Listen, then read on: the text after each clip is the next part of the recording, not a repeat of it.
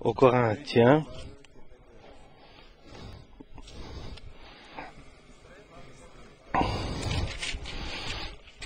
Corinthiens 3, verset 6.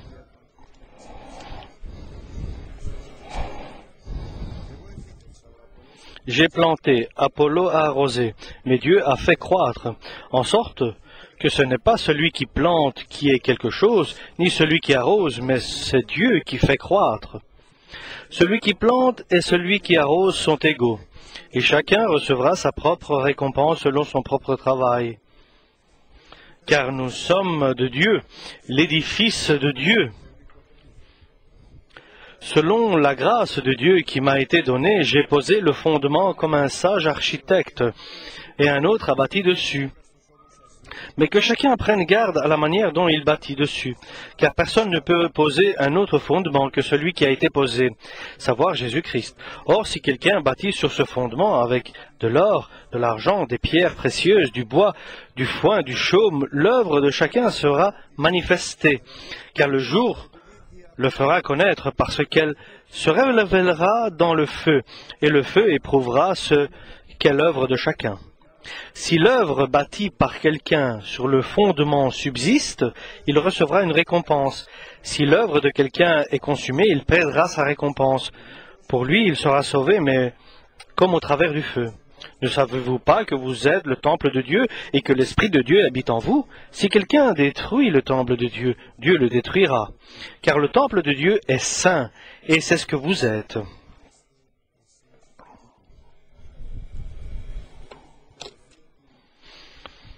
En vérité, chers frères et sœurs, nous sommes passés dans la fin. Nous sommes dans la fin des événements pour notre patrie, pour l'Europe, et nous voyons que les choses vont de pire en pire. Nous sommes dans la dernière crise. Les économologues, les économistes pensaient ils disaient quelle sera la dernière crise économique. C'est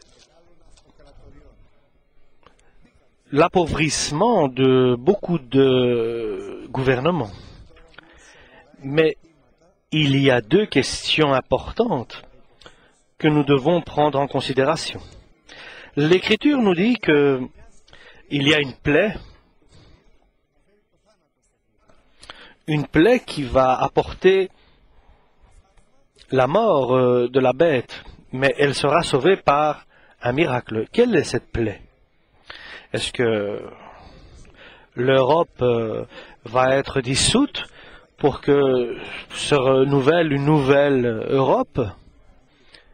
Quelle est cette plaie, cette blessure qui va apporter la mort de la bête?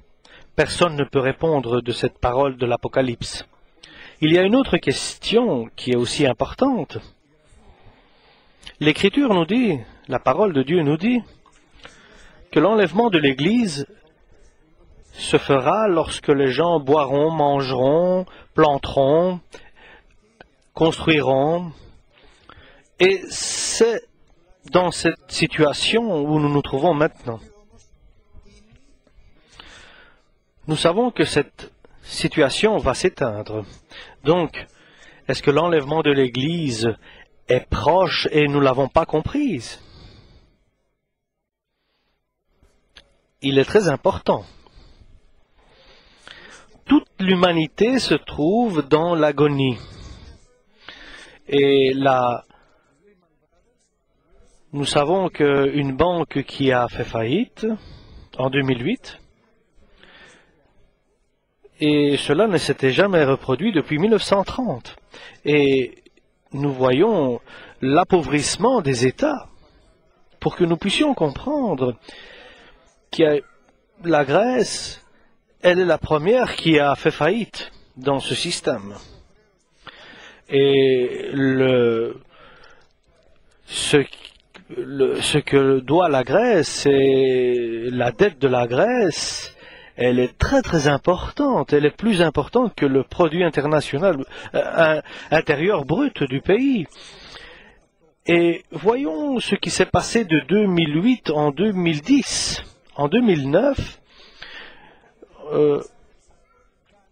Bush, le président des Américains, essayait de garder de l'argent, de recevoir de l'argent de son peuple, de voter une loi. Et ici, dans un pays de 10 millions, en Grèce, le plus pauvre, tout le monde court pour recevoir une somme, et les sommes sont importantes.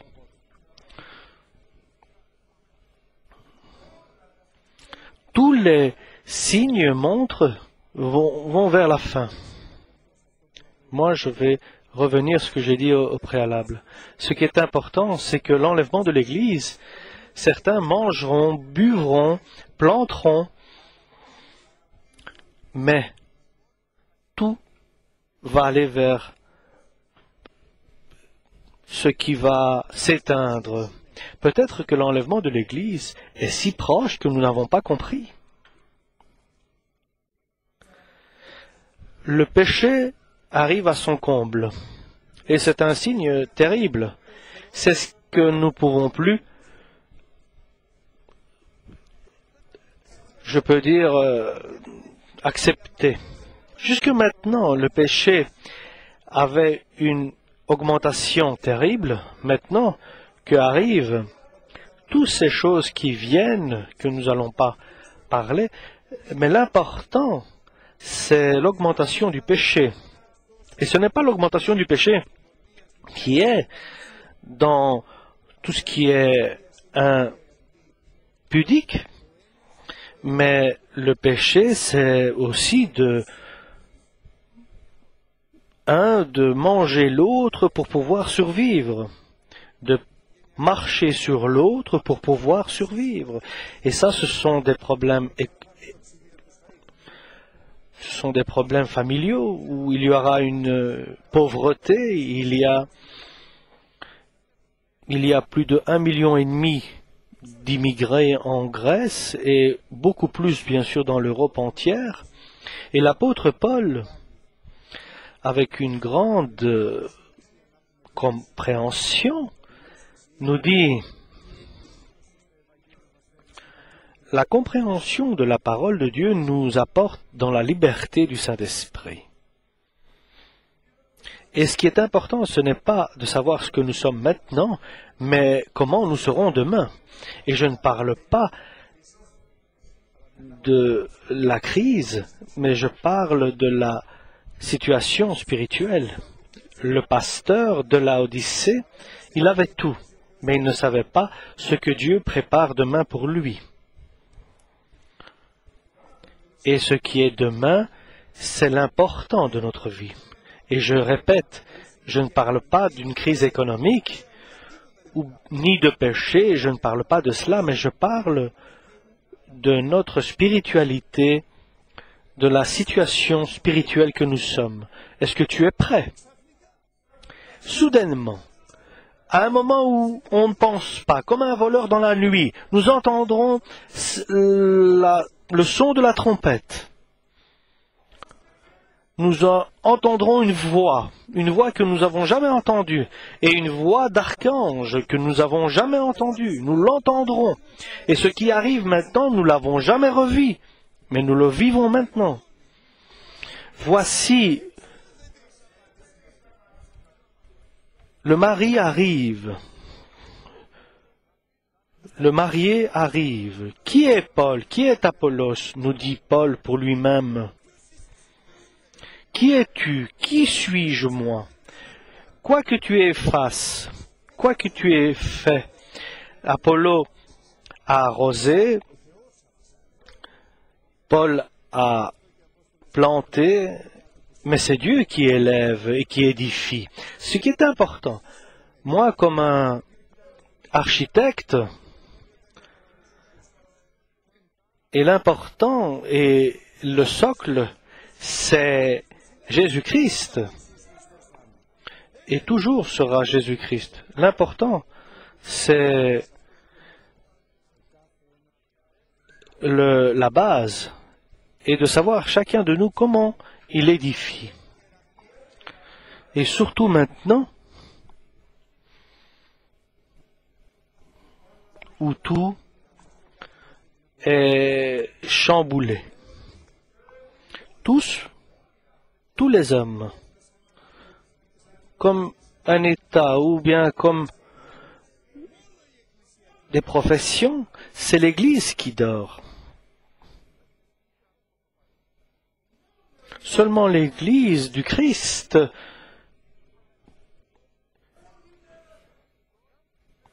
universelle dort. Où nous allons aller, qu'allons-nous faire? Peut-être sommes-nous arrivés à l'époque où il y a les 10 vierges. Et toutes dormaient. Mais moi, je suis dans quelle catégorie de vierges? Dans les sages ou bien dans les insensés? Aucune n'avait compris où ils étaient. Mais le Christ savait pour les 10. Le Christ sait pour toi. Moi, je ne sais pas pour moi. C'est pour cela que je vais aller demander celui qui sait. Parce que Dieu est et devient rétributaire à ceux qui font appel à lui. Et l'Écriture nous dit, réveillez-vous, vous qui dormez. Réveillez-vous, vous qui dormez. Que Dieu nous garde, chers frères et sœurs. Que Dieu nous garde et qu'il nous établisse prêts. Et si je peux dire aujourd'hui, par exemple, qui est prêt? Combien parmi vous sont-ils prêts? Mais le Christ est prêt pour nous préparer à cet enlèvement. Il est toujours prêt pour nous préparer pour l'enlèvement de l'Église. Chers frères et sœurs, nous avons un nouveau parcours. Ce n'est pas le temps des paroles.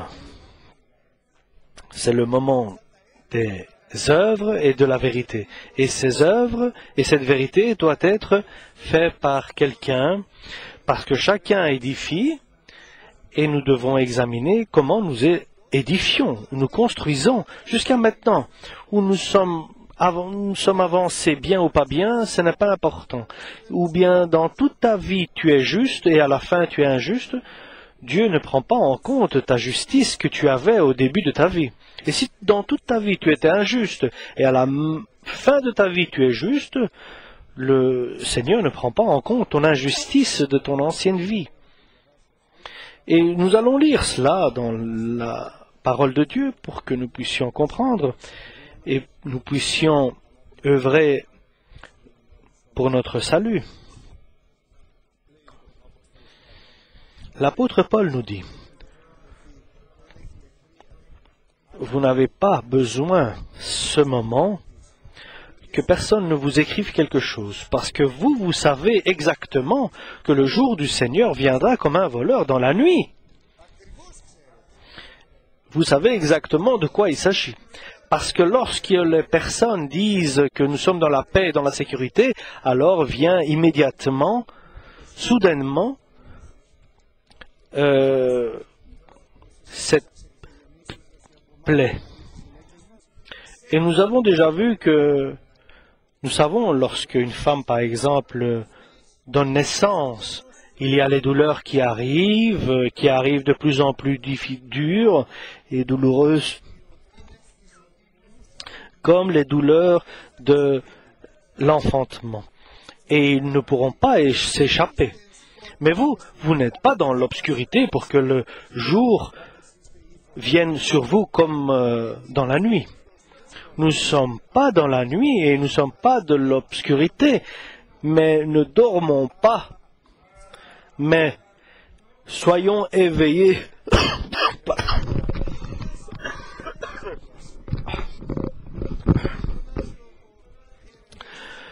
Jérémie crie à Baruch, ne cherche pas beaucoup.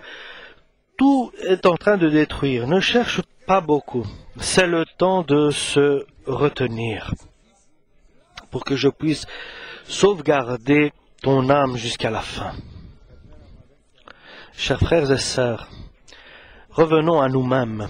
Comme nous avons entendu, comme le Fils prodige, Peut-être nous n'avons pas gaspillé avec des femmes